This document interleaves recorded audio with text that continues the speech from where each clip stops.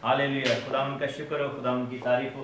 अपने बादशाह को हम मुबारक कहते हैं, जलाल के बादशाह को के नाम को मुबारक कहते हैं। हालेलुया। मत्ती की इंजील में मेरे साथ देखें उसका 21वां बाब, मैथ्यू चैप्टर 21 वर्स 1 ऑनवर्ड्स। आज हम उस वाक़े को देखेंगे जिसको गुज़श्ता तकरीबन 2000 साल ऑलमोस्ट से मनाते आया जा रहा है। और ये वाक़या जो है इसको ट्रायम्फल एंट्री इनटू जेरूशलम कहा जाता है। यीशु मसीह का जो है वो यरूशलेम में शाहाना दाखिला, और बहुत सारी जो है वो टर्मिनोलॉजी इसके लिए यूज़ हुई है। शाहाना दाखिला भी कहा जाता है, पाम संडे भी इसको कहा जाता है, और इसको एंट्री इनटू जेरूशलम भी कहा जाता है। ईस्टर्न गेट से खुदावंद यीशु मसीह का दाखिला इसको कहते हैं। पहली आयत से लिखा है कि जब वो यरूशलेम के नज़दीक पहुंचे और जैतून के पहाड़ पर बैत फिगे के पास आए, तो यीशु ने 2 शागिर्दों को ये कहकर भेजा कि अपने सामने के गांव में जाओ, वहां पहुंचते ही गधी बंधी हुई और उसके साथ बच्चा पाओगे, उन्हें खोल कर मेरे पास ले आओ, और अगर कोई तुमसे कहे तो कहना खुदावंद को इनकी जरूरत है, वो फिल फौर उन्हें भेज देगा। ये इसलिए हुआ कि जो नबी की मार्फत कहा गया हो वो पूरा हो। कौन से नबी की मार्फत? जकरिया नबी की मार्फत जो हुआ था। इसका जिक्र जकरिया 9वें बाब की 9वीं आयत में है कि सयून की बेटी से कहो कि देख तेरा बादशाह तेरे पास आता है, वो हलीम है और गधे पर सवार है, बल्कि लादू के बच्चे पर। बस शागिर्दों ने जाकर जैसा यीशु ने उनको हुक्म किया वैसा ही किया, और गधी और बच्चे को लाकर उनके अपने कपड़े उन पर डाले और वो उन पर बैठ गया। भीड़ में के अक्सर लोगों ने अपने कपड़े रास्ता में बिछाए और औरों ने दरख्तों से डालियां काट कर राह में हिलाई, और भीड़ जो उसके आगे आगे जाती थी और पीछे पीछे चली आती थी पुकार पुकार कर कहती थी, इब्ने दाऊद को होशाना, मुबारक है वो जो खुदावंद के नाम से आता है, आल में बाला पर होशाना। और जब वो यरूशलेम में दाखिल हुआ तो सारे शहर में हलचल पड़ गई और लोग कहने लगे कि ये कौन है? भीड़ के लोगों ने कहा कि ये गलील के नासरत का नबी यीशु है। यीशु ने खुदा की हैकल में दाखिल होकर उन सबको निकाल दिया जो हैकल में खरीदो फरोख्त कर रहे थे, और सराफों के तख्ते और कबूतर फरोशों की चौकियां उलट दी, और उनसे कहा कि लिखा है कि मेरा घर दुआ का घर कहलाएगा, मगर तुम इसे डाकुओं की खो बनाते हो। और वो अंधे और लंगड़े हैकल में उसके पास आए और उसने उन्हें अच्छा किया। लेकिन जब सरदार काहिनों और सईयों और फकीहियों ने इन अजीब कामों को जो उसने किए थे और लड़कों को हैकल में इब्ने दाऊद को होशाना पुकारते देखा, तो खफा होकर उससे कहने लगे कि तू सुनता है ये क्या कहते हैं? यीशु ने उनसे कहा कि हाँ, क्या तुमने ये कभी नहीं पढ़ा कि बच्चों और शीरखारों के मुंह से तूने हमद को कामिल करवाया? ये जिक्र, इसका जिक्र जबूर की किताब 8वें बाब की 2री आयत। और वो उन्हें छोड़कर शहर बार बैत एनिया में गया और रात को वहीं रहा। तो मेरे अजीजों, ये वाकया जो है वो इसको पाम संडे इसलिए कहा जाता है कि ये वाकया 4 अनाजील में मौजूद है। चारों की चारों अंजीलों में ये वाकया लिखा हुआ है, और एक तो जगह पर ये लिखा है कि दरख्तों की डालियां, और एक तो जगह पर लिखा है कि खजूर की डालियां, खजूर की जो है वो डालियां वहां पर लेकर लोग गए थे। यीशु मसीह यरूशलेम में दाखिल होते हैं, और इससे पहले कि यीशु मसीह यरूशलेम में दाखिल होते, यीशु मसीह ने अपने मरने और जी उठने के बायस जो है वो उसने प्रोफेसी की थी। मत्ती 16 बाब में उसने ये कहा था, और उसकी 21वीं आयत में लिखा है कि इस वक्त यीशु अपने शागिर्दों पर जाहिर करने लगा कि उसे जरूर है कि यरूशलेम को जाए और बुजुर्गों और सरदार काहिनों और फकीहों की तरफ से बहुत दुख उठाए और कत्ल किया जाए और तीसरे दिन जी उठे। Hallelujah, hallelujah. खुदावंद का शुक्र हो इस बात पे। खुदावंद यीशु मसीह की अजमत इसमें मौजूद है कि उसको पता है कि वो मौत के लिए वहां पर जा रहे हैं। हमें कोई कहे कि जो उसे जाना है तो उसके एक्चुअली आपको पकड़ लिया जाएगा, आपको मार दिया जाएगा, आपको सलीब चढ़ा दिया जाएगा। हम कोशिश करेंगे कि वो जगह को अवॉइड करें, लेकिन यीशु मसीह के बारे में हम देखते हैं कि ऐसा नहीं है। यीशु मसीह का यरूशलेम में दाखिल होना बाप की मर्जी को पूरा करना है। यीशु मसीह का यरूशलेम में दाखिल होना उस प्लान को लेकर अपनी जिंदगी में एक्सेप्ट करना है, इवन दो ही न्यू कि that is going to cost his life, और वो उसे मार डालेंगे। और उसने अपने मुंह से अपने शागिर्दों को बताया, उसने अपने मुंह से कहा अपने शागिर्दों को कि मैं जाता हूं यरूशलेम में। और यूहन्ना की इंजील में जब पढ़ें तो लिखा है कि जब वो यरूशलेम की तरफ जा रहा था तो उसके शागिर्द बड़े नाराज हो गए। उन्होंने कहा कि ये जो है ये मरने के लिए जा रहा है। एंड देन ही सेड के शागिर्दों में से कहा कि आओ हम भी चले इसके साथ मरने। उनको बड़ा ज्यादा इस चीज का जो है वो रंज था कि ये क्यों जो है उधर जा रहा है। और इवन पतरस ने जो आयत हमने पढ़ी 16वें बाब में, पतरस ने उसको साइड पे ले जाकर मलामत भी की। उसने कहा कि खुदा ना करे कि ऐसा हो कि तू वहां पर जाकर तुझे ये सब कुछ सहना पड़े। तो खुदा ने से क्या कहता है, ऐ शैतान दूर हो, तू जो है ये ठीक बात नहीं कर रहा। सो मेरे अजीजों, सलीब का रास्ता ऐसा रास्ता है। सलीब का रास्ता जो है वो this is how it is. और आगे ही खुदा यीशु मसीह ने कहा था उसी पतरस को जब ये बात कही, उसने कहा कि अगर तू वाकई मेरे पीछे चलना चाहता है तो अपनी खुदी का इनकार कर और सलीब को उठाकर मेरे पीछे चल। ये चीज हम यीशु मसीह में देखते हैं, शागिर्दों में भी देखी, और पौलुस रसूल में ये बात देखी। पौलुस रसूल को कलीसिया ने, नबियों ने बता दिया था कि अगर तू यरूशलेम को जाएगा तो वो तुझे वहां पर बांध देंगे और पकड़ा जाएगा और कत्ल कर दिया जाएगा। यरूशलेम वो शहर है जिसके बारे में यीशु मसीह ने रोते हुए आंखों से आंसू बहाए थे और कहा था कि तू जो नबियों को कत्ल करती है, देख तेरा बादशाह तेरे पास आ रहा है। मेरे जीजो, यहां पर ऐसा ही है। इस वाक़े में 3-4 चीजों को समझने की बड़ी जरूरत है। पहली बात यह है कि हर चीज खुदावन का हुक्म मानती है। अब हमें नहीं पता कि ये कौन लोग थे जिनके पास वो गधी और उसका बच्चा थे। वो यीशु के शागिर्दों में से नहीं था, लेकिन दैट शोज के खुदावन यीशु मसीह के जो कनेक्शंस हैं, somehow he knew all of these things, और खुदा ने वहां पर प्रोविजन क्रिएट की। दूसरी बात, जकरिया नबी के सहीफे में से ये आयत लिखी हुई है कि खुदावन यीशु मसीह वहां पर एंटर होंगे और बादशाह के तौर पर हलीम और गधे पर सवार होकर आते हैं। दुनिया के बादशाह कैसे एंटर होते हैं जब वो फतह करते हैं? पता है, मक्का का तो पता ही होगा या जो कह ले कि सिकंदर आजम जब आया था फतह करता हुआ, हम देखते हैं कि रोम का बादशाह जब फतह करता हुआ है, जब हम देखते हैं नबूकदनेस्सर फतह करता हुआ है, यरूशलेम के अंदर दुनिया के बादशाह भी एंटर हुए थे। और दुनिया के बादशाह जो है वो इस शहर में एंटर बार बार हुए, लेकिन वो सब किस पर बैठे हुए आते थे? घोड़ों पर बैठे हुए आते थे।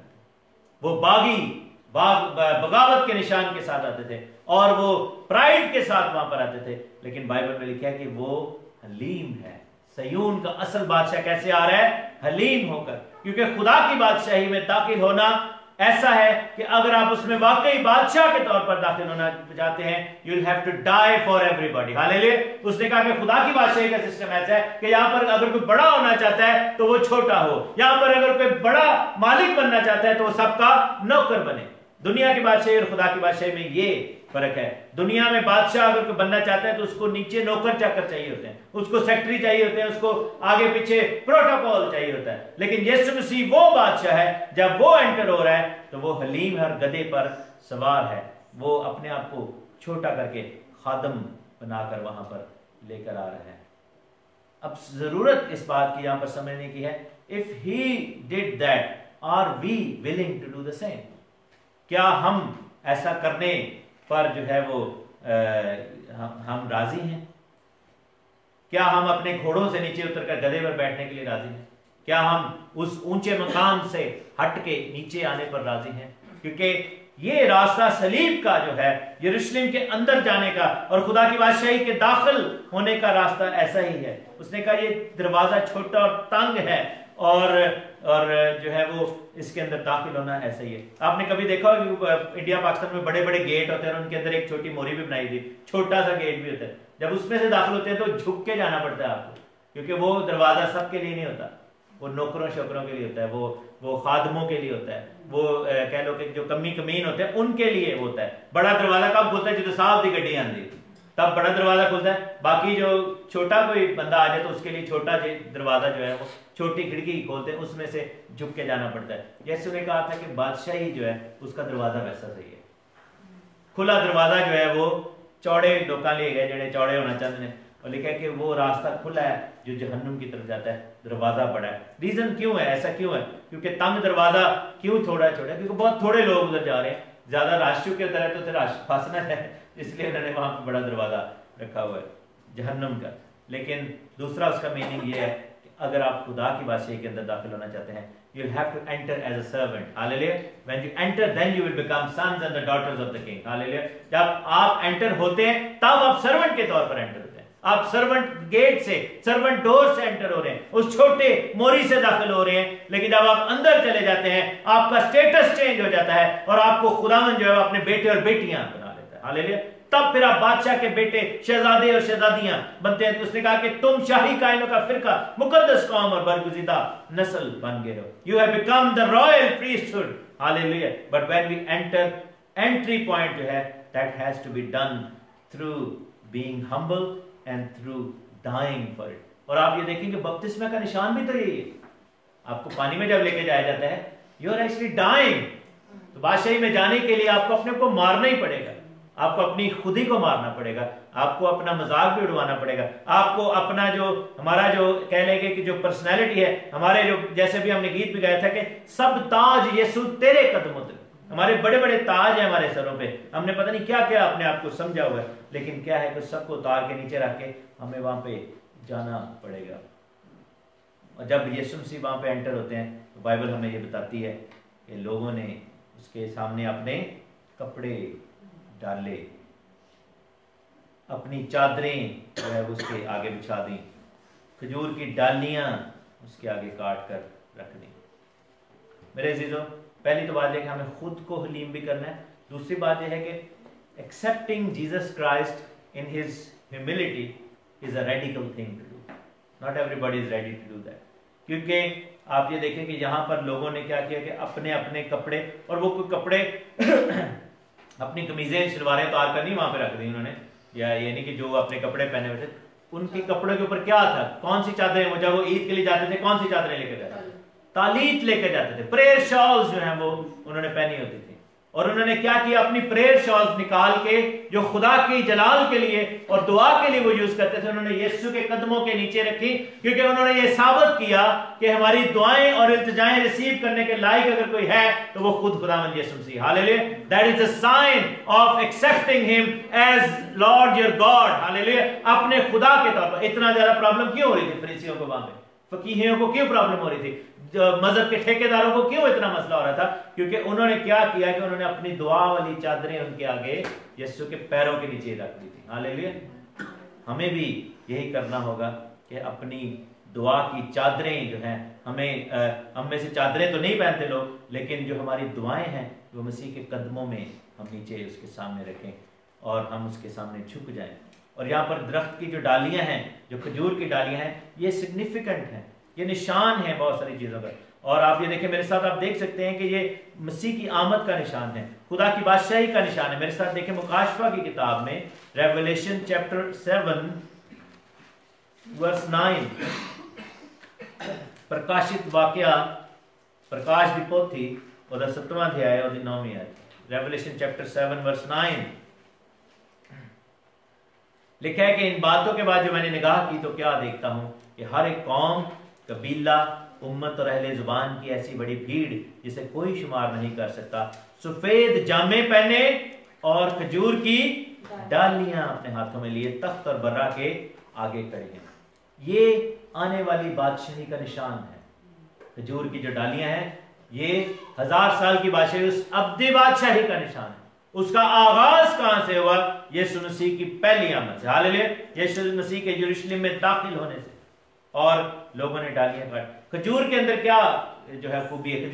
खजूर एक फल ऐसा है, देखने से बड़ा अजीब जाता है, छुआरा जिन्हें कहते हैं कि कोई पाकिस्तान में बहुत ही पतला जो है ना तो मुंह बेचारे का मुचड़ा है तो कहते बड़ा छुआरे का मुंह तेरा ना, तो कहते जी छुआरा ही लगता है बंदा।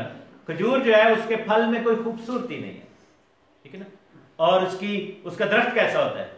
लंबडीक सा होता है, लंबा सा दरख्त होता है, तना, और ऊपर जाके थोड़े से पत्ते लगे होते हैं, ऐसा ही होता है, उसमें कोई खूबसूरती नहीं है। उसके पत्ते कैसे हैं? कभी खजूर के पत्ते ना सुई लगी, उसका आगे से पत्ते में सुइयां लगी होती हैं, उसके पत्ते को किसी टोकरियां शोकरियां के काम ही यूज करते हैं, उसको बुन के तो उसकी टोकरियां बना लेते हैं, कुर्सियां बनाते हैं उस पर, यानी कि उससे छोटा काम लिया जाता है, उसके पत्तों को सजावटों के तौर पर नहीं डालते।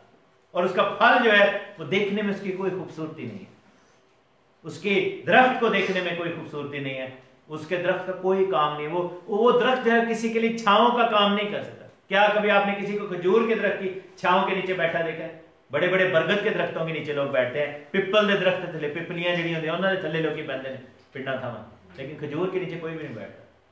लेकिन उसका फल का टेस्ट कैसा है? वो मीठा होता है। हम भी खजूर के दरख्त जो है, खजूर की जो डालियां ने हमें जाहिर करती हैं।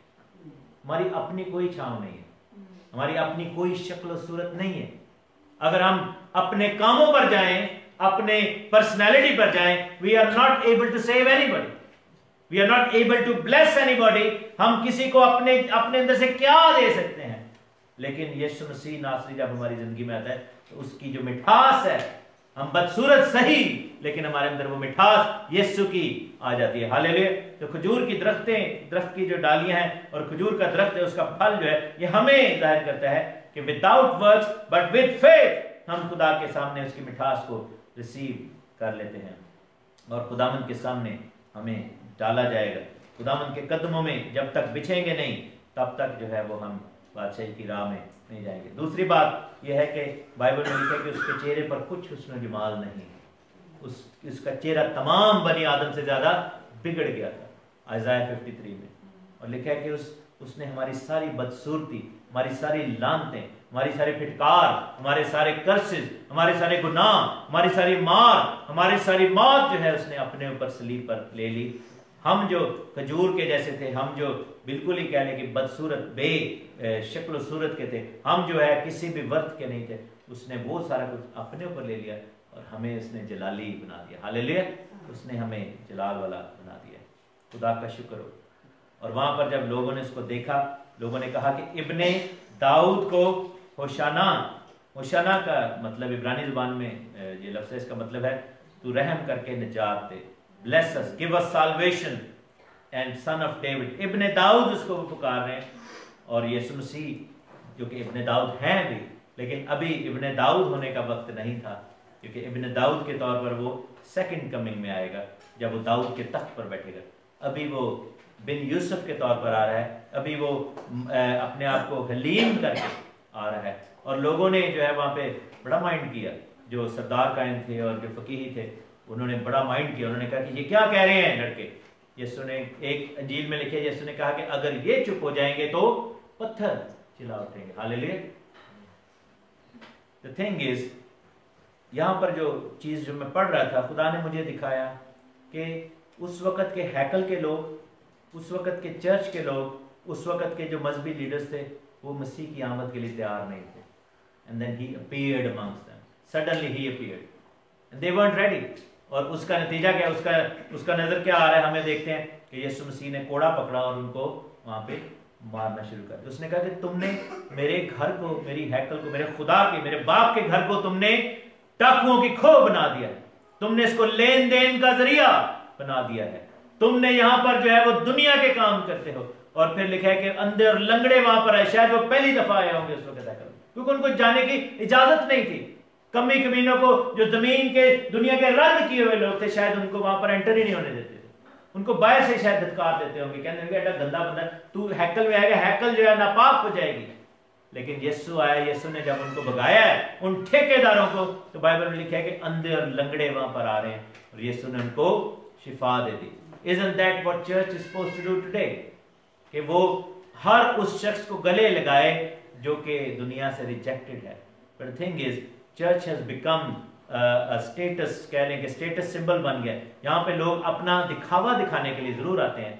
ईदों के मौका पर आप देखें, क्रिसमस हो गया, ईस्टर हो गया, बड़े बड़े मौके आते हैं, आप ये देखेंगे लोगों ने अपने आप को दिखाने आते हैं, लेकिन कभी किसी अंधे लंगड़े को साथ नहीं लाए कि आज शायद हम खुदावंद के घर में ले आए, तो शायद खुदा जो है इसे शिफा दे। Nobody is willing to bring any blind people and any जो है limping people, या जो है लंगड़े हैं। ये लंगड़े और अंधे दो तरह के हैं, एक तो जिस्मानी बेचारे हैं और दूसरे कौन से? अंधा वो जिसके पास निजात नहीं है, जिसको कलाम की समझ नहीं है, जो देख नहीं पाता, जो अंधेरे में है। लंगड़ा वो जिसका चाल चलन ठीक नहीं है, जो दुनिया के रास्तों पे चलता है, वो लंगड़ेपन का शिकार है। और बाइबल में लिखा है कि वो आए और उसने उन्हें अच्छा किया। लेकिन सरदार काहिन और फकीही जो थे वहां पर, उन्होंने यीशु मसीह को कंडेम किया। आज भी मेरे अजीजों, कलीसिया कि बहुत सारे लोग जो हैं, बहुत ज्यादा हिस्सा कलीसिया का इस तरह की प्रॉब्लम का शिकार है। असल अंधे और लंगड़े जो वहां पर आकर शिफा पा गए, वो डिजर्विंग थे, वो बादशाही के अंदर जाने के लायक थे, लेकिन खुदावंद यीशु मसीह ने साबित किया कि असल अंधे और लंगड़े वो ठेकेदार थे मजहब के, जिनकी आंखें बंद थी। दे कुड नॉट सी कि ये जो है ये खुदावंद खुदा का बेटा है, और वो लंगड़ेपन का शिकार थे क्योंकि उनका चाल चलन ठीक नहीं था। और यीशु ने कहा कि मेरा घर दुआ का घर कहलाएगा। और मेरे अजीजों, the same thing is going to happen again. This time around he won't be riding a donkey. He's done that. This time around he will come with a kingly sword, और वो लिखा है कि वो बादशाह के तौर पर आएगा और वो वाइट घोड़े पर बैठा होगा। और इस दफा भी ऐसा ही होगा, क्योंकि हिस्ट्री रिपीट्स itself कि सरदार काहिन और फकीह और बड़े बड़े पादरी और बिशप और बड़े बड़े ठेकेदार जो हैं वो कहेंगे कि ये लोग कौन है, और उस वक्त लोग चिल्लाना शुरू करेंगे। बाइबल में लिखा है कि तब दुल्हा जब आया तो लिखे कि बड़ा शोर हुआ, there was a loud noise, और हर जगह पे शोर शराबा पड़ गया। और चर्च वाले कहेंगे चुप करो चुप करो, ये क्या कह रहे हो। लोग कहेंगे खुदावंद आ गया, खुदावंद आने वाला है। और वो जो पादरी होंगे कहेंगे असी मजहब के ठेकेदार, असी एडे एडे बड़े बिशप, सानू पता नहीं चलिया यीशु आ गया, तुसी कह रहे हो यीशु आना यीशु आना। और वो जो है उनको चुप कराएंगे। लेकिन बाइबल ये बताती है कि उस वक्त के ठेकेदार भी शर्मिंदा हुए थे, अब फिर होंगे। The thing is, church needs to wake up. Church needs to do what other people did. Church needs to accept the radical Jesus Christ. Church needs to take off their जो अपनी अपनी दुआओं की जो बड़ी बड़ी चादरें हैं, क्योंकि आपको पता है जो प्रेयर शॉल थी, यीशु ने फरीसियों को कंडेम किया था। उसने कहा था कि तुम अपने चादरों के कोने जो है लंबे करते हो और अपनी दुआओं को तुम लंबा करके गलियों के नुक्करों पर खड़े होकर दुआएं करते हो, ऊंची ऊंची आवाज में दुआ करते हो। जितनी ज्यादा बड़ी शॉल होती थी ओडा ही बड़ा हो जड़ा ना वो दुआया शख्स समझे जाता थे। यीशु ने कहा था कि बेहतर ये है कि तुम अपने कमरे में जाकर अकेले कुंडी ला के उत्थे दुआ करो, ठीक है ना। लेकिन क्या होगा कि अगर आप वाकई चाहते हैं कि रिसीव करें, you will have to take off all that things and put it in the feet of the Lord. Hallelujah. जो चीज हमें रास्तबाज बनाती है, जो चीज हमें जो है वो दुनिया की आंखों में बड़ा अच्छा बनाती है, we need to take it off and then put it in the feet. और अपने आप को हम्बल करके खुदावंद के सामने आ जाएं और उसको एक्सेप्ट करें, जैसे उसने अपने आप को हम्बल करके दुनिया के लिए गिरा दिया। और उसने लिखा है कि बाइबल में लिखा है कि उसने खुदा के बराबर तो था, लेकिन उसने उसको अपने कब्जा में रखने की चीज ना समझा, बल्कि वो सलीब पर मौत मरा। और लिखा है कि खुदा ने उसको बाप ने उसको ऐसा जलाल दिया कि वो आसमानों के आसमान में से गुजर गया, और हर एक घुटना उसके आगे झुकता है, हर जुबान उसका इकरार करेगी। अगर आप जलाल पाना चाहते हैं, you will have to be humble as well. We will have to forget who we are, because we eventually have to forget who we are, because we should be ready to receive the new identity, and that identity is the kingdom of God. Hallelujah. बादशाही की identity. और जैसे पौलुस ने कहा कि अब मैं जिंदा ना रहा बल्कि मसीह मुझ में जिंदा है। खुदावंद आप सबको बड़ी बरकत दे। खुदावंद यीशु मसीह नाम से